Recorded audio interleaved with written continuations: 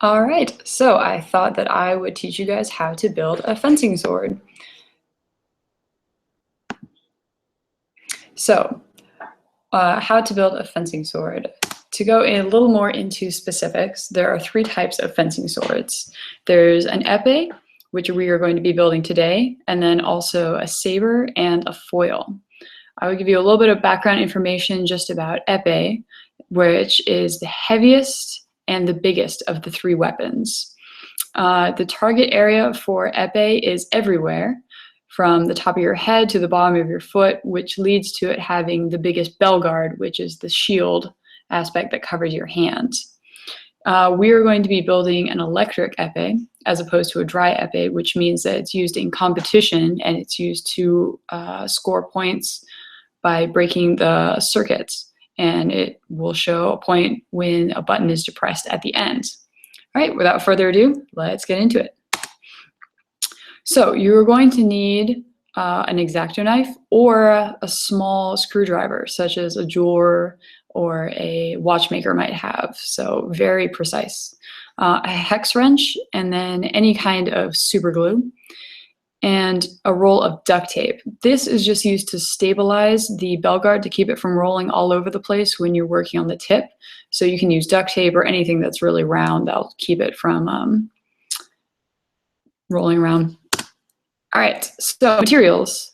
Materials are basically, as you can read, the socket and the felt cover, handle, bell guard, the blade itself. The blade itself is actually already wired, so I was just going to go over quickly what happens if you don't have a blade that's pre-wired, what you'd have to do and what's involved in that. But most of them, when you buy them, are already wired. We're going to start with assembling the tip. To assemble the tip, you need 2 tip screws, regular tip, and a tip spring. I added a paper towel as optional because, as you can see with the dime for scale, that these screws are incredibly small. And so if you lose one and drop one on the floor, you're probably never finding it again. So usually I put a paper towel underneath just so you can find it easier. This is the order in which you would put it in. So first you have the empty barrel, and you put in the tip spring first, and then you place the tip on top of it.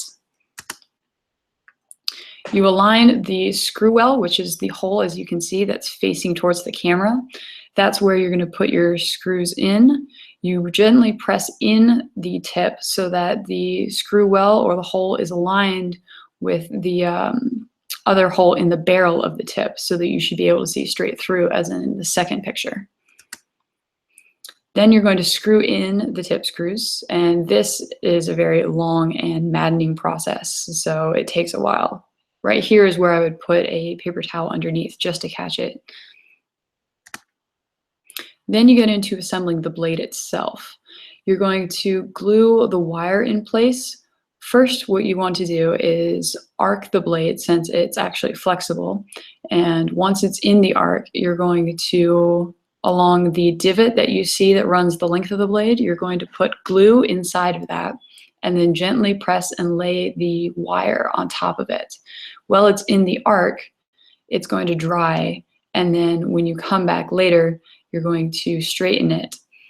At the end, you can see there's a fair amount of wire that's left. You're going to strip the ends to show the copper part, and that there's about 3 inches of bare copper that's exposed, and you're going to need that for later in the socket. You're going to feed the wires of the exposed copper part through the bell guard. As you can see, there's a hole in the bell guard. Then you're going to align the blade with notches, which are on the opposite side of the bell guard. They should click in place pretty easily, but sometimes you have to apply a little bit of pressure to really make it stick. So as you can see, the finished product on the second photo is what it should look like from the front. Then we go back to the back of the blade, and you feed the wires again, this time through the socket.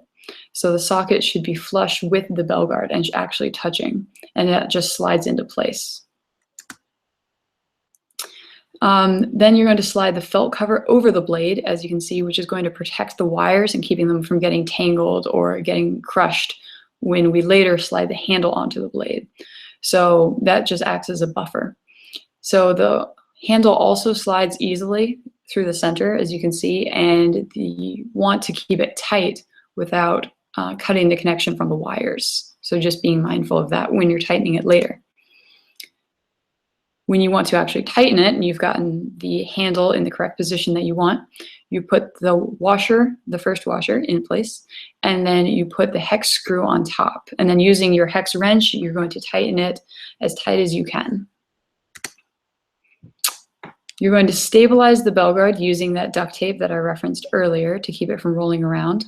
And then you're going to unscrew the top sockets. You can use the X-Acto knife again, or you can use a regular screwdriver, whichever is easier. This part is important, that you don't want to fully unscrew the top sockets. You just want to loosen them. So you don't want to actually take them off or have them fall off. You just want to loosen them enough to expose underneath them. Then you're going to wrap the wires around the loosened socket, which is going to complete the connection. So when you eventually plug in your electric weapon, it's going to take the electricity from there all the way down to the tip of your blade. So when you wire those copper wires around, then you're going to tighten the sockets again until they are flush with the washers underneath them. And then with that, you have your finished épée, and that's what it looks like. All right, thank you.